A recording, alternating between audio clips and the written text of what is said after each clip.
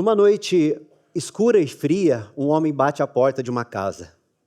E lá dentro vivia uma família que tudo que ela tinha era uma única vaca.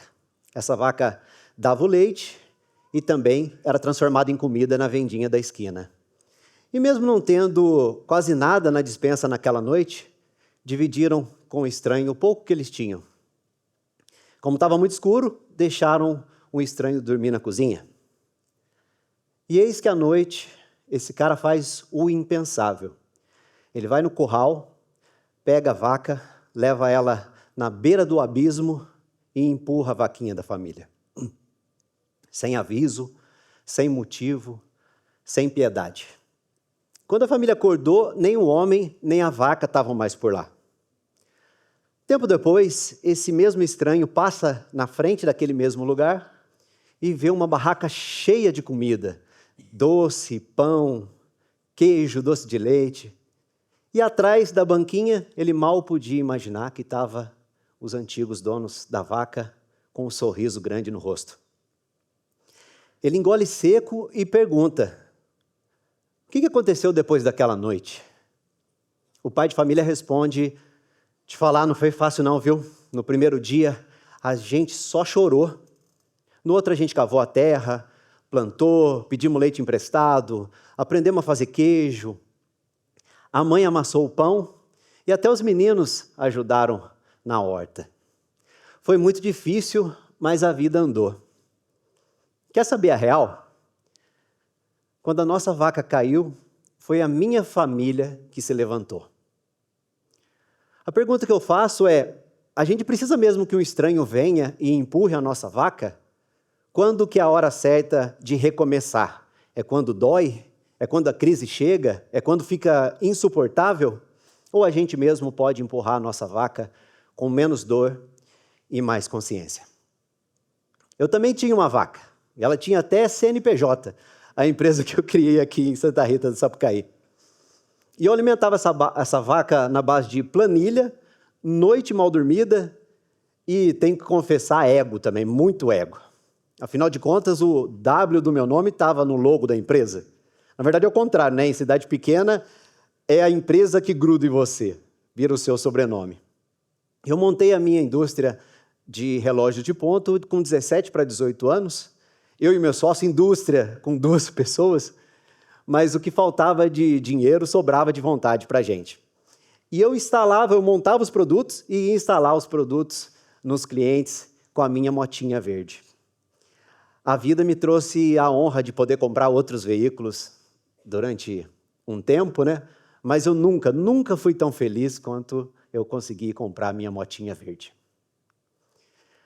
Até que um dia, ainda no começo da empresa, a gente chega para trabalhar e descobre que tinham levado todos os computadores da empresa, todos, os 2. E olha como a gente era inteligente pra caramba, a gente fazia backup de um computador no outro. Já entendeu, né? Preciso te roubar os 2 para descobrir que você não tem backup nada. Dá um desconto, é uma época sem Google Drive, gente. E sem noção nenhuma também, né? Uma outra vez, tirando essa, né, mais 2 vezes que a empresa quase quebrou. Na primeira delas veio uma lei de relógio de ponta em 2009 do Ministério do Trabalho que praticamente deixou os nossos produtos obsoletos. Foi para o lixo. E além de ficar mais de 1 ano sem poder vender, porque ninguém queria comprar um produto que não ia poder ser usado, a gente ainda teve que lidar com reclamações e pedidos desesperados de revenda, falar para a gente: pelo amor de Deus, aceita o produto de volta que eu não vou ter condição de te pagar. Mas a gente conseguiu, mesmo com o produto sendo mais de 80% do faturamento da empresa, a gente ficar 1 ano sem vender, a gente conseguiu desenvolver um novo produto. E olha como o jogo virou. Nessa época, tudo que a gente produzia, a gente conseguia vender.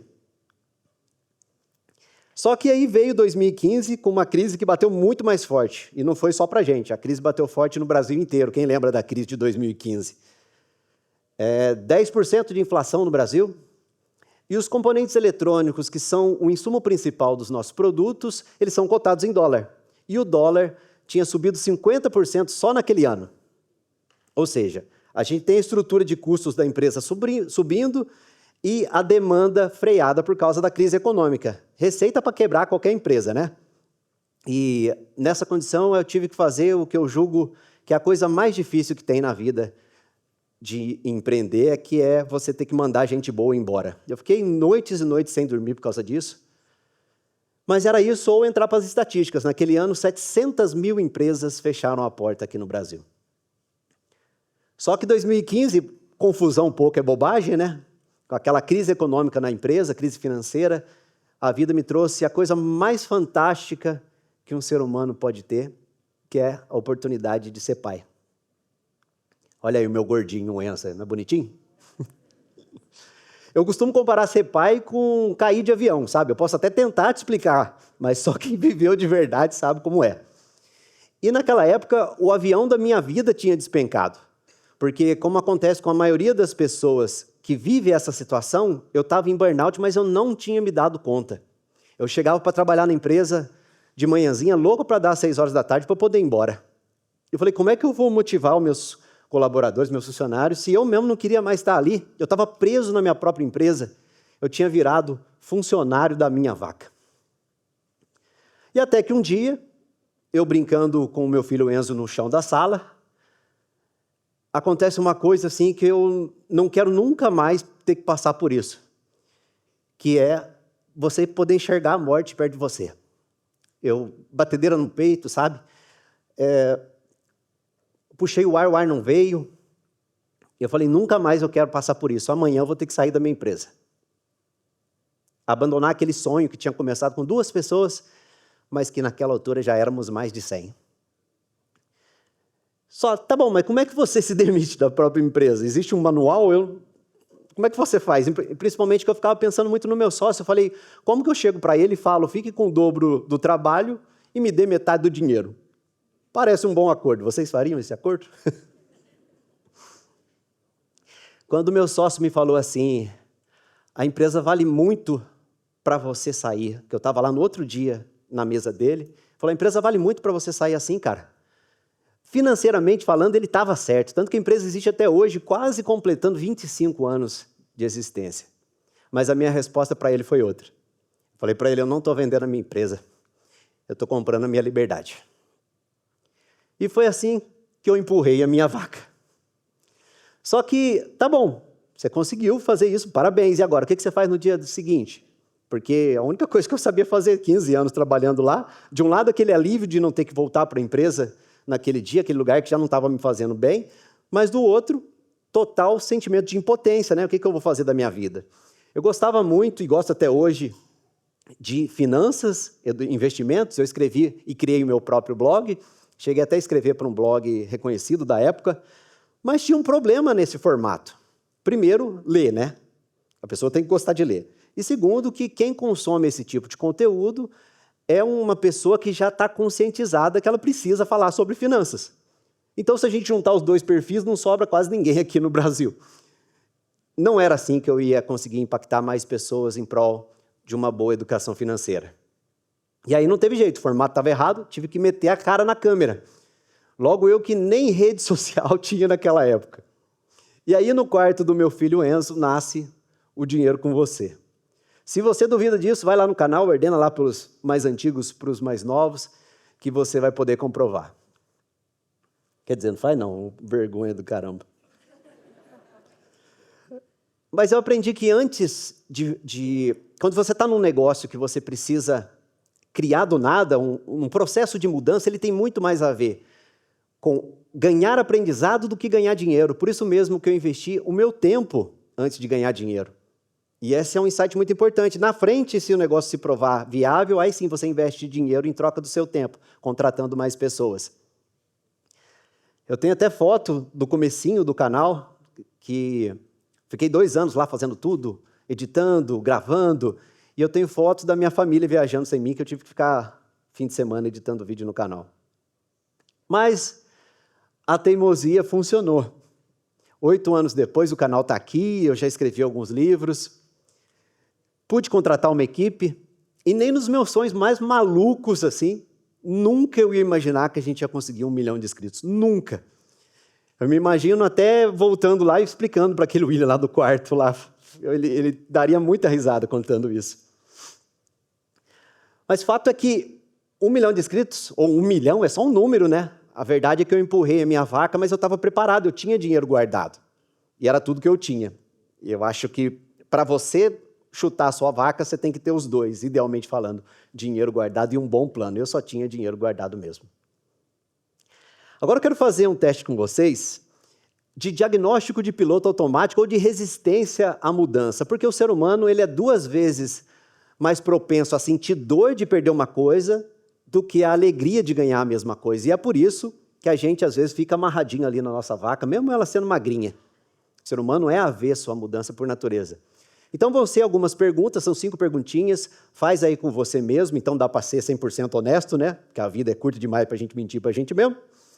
E pensa aí, sim, não ou talvez. E no final a gente vai contar quanto sim você marcou. Vamos nessa? Vamos lá. Eu adio mudanças que doem agora, mesmo sabendo que vão me ajudar muito no futuro. Sim, não ou talvez. Eu fico tenso quando alguma coisa muda de última hora. Eu prefiro ficar no jeito de sempre, mesmo sabendo que lá na frente tem uma opção melhor. Sempre uso falta de tempo, falta de dinheiro como motivo para não mudar. Estou escutando um cinza aqui. Passo a maior parte da semana no piloto automático, finalmente. Sim, não ou talvez. E aí, quantos sims vocês marcaram? Se você marcou 0 ou 1, a mudança já faz parte da sua rotina. Você costuma testar, explorar as coisas. Você está mais pronto para mudar se precisar.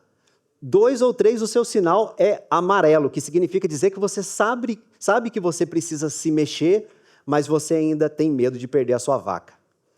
Agora, 4 ou 5, o seu sinal é vermelho. Significa que a mera possibilidade de você imaginar que um dia você vai ficar sem sua vaca, você fica sem dormir à noite.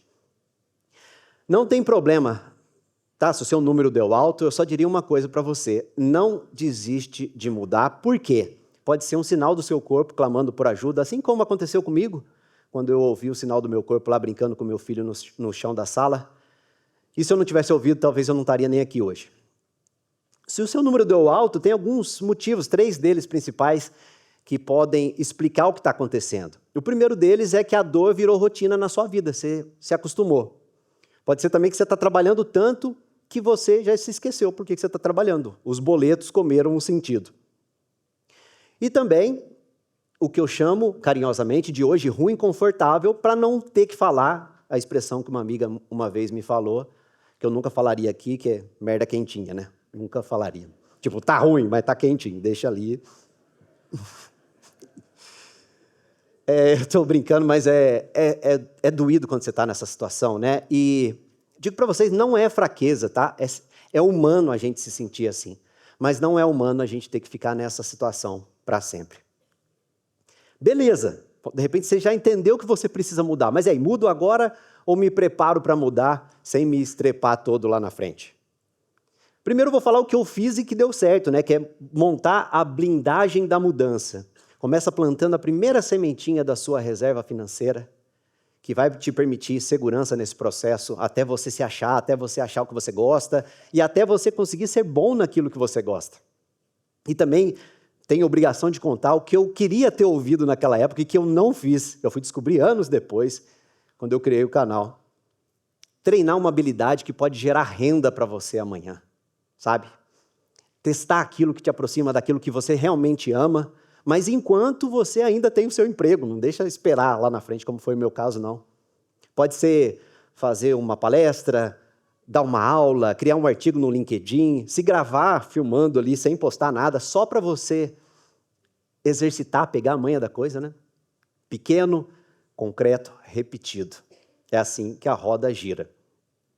Mas não desiste não da sua vaca não desiste do seu sonho por causa da sua vaca.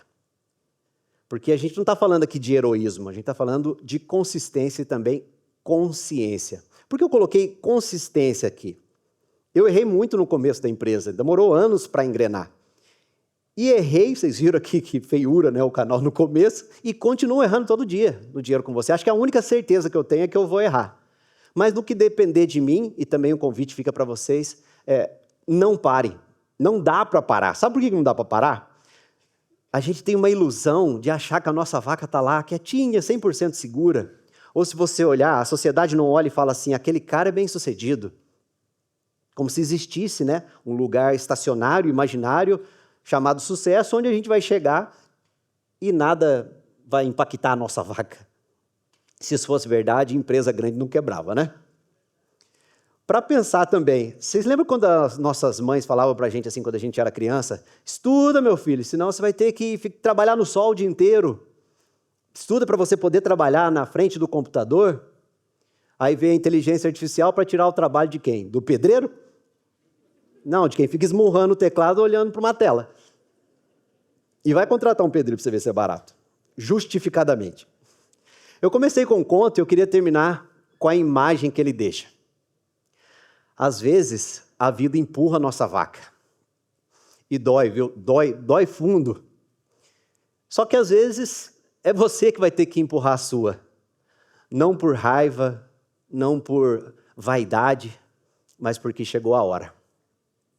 E quando esse dia chegar, o que eu poderia falar para você? Vai lá, empurra a sua vaca. Mas empurra com consciência, com preparo, com coragem planejada. E quando esse dia chegar na vida de vocês, eu desejo do fundo do meu coração que você possa olhar nos olhos da sua história e você esteja preparado para dizer: eu não estou largando meu trabalho, eu estou comprando a minha liberdade. Porque quando a vida cobra a fatura, não é dinheiro que conta, mas o quanto você realmente viveu. Muito obrigado.